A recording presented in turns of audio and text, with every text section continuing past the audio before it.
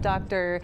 David Mark, Trauma and General Surgeon at Del Sol Medical Center. Thank you so much for joining us today. Talk about the importance of, getting awareness out there and talking about Injury Prevention Day. So National Injury Prevention Day is an annual event, and it's really important for the community of El Paso to highlight different injuries that are completely preventable. So you can have accident injuries, motor vehicle injuries, crashes, auto versus pedestrian injuries, bicycle injuries. A lot of elderly patients have ground level falls where they can have hip fractures or traumatic brain injuries. And there's a lot of things that you can do to prevent car accidents and falls in elderly patients. So we see all of those. There's over 40,000 car fatalities every year.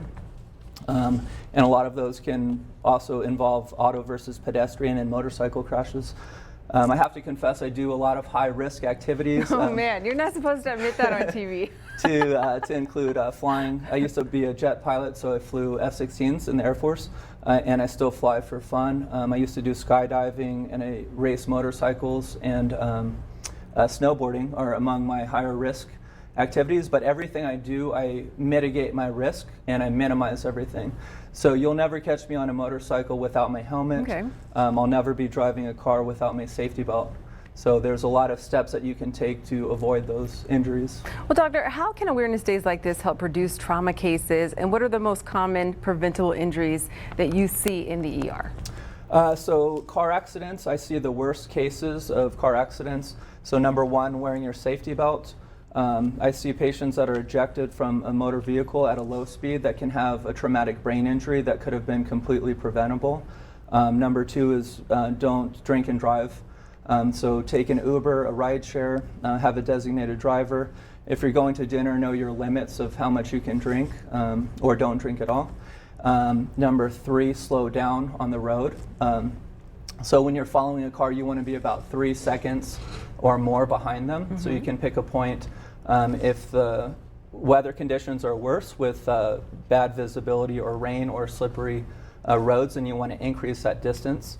So, the kinetic energy involved in a motor vehicle actually is to the square root of the power of the velocity. So if you double your speed, you're actually increasing traumatic injury to the fourth power of energy and force that goes onto the human body.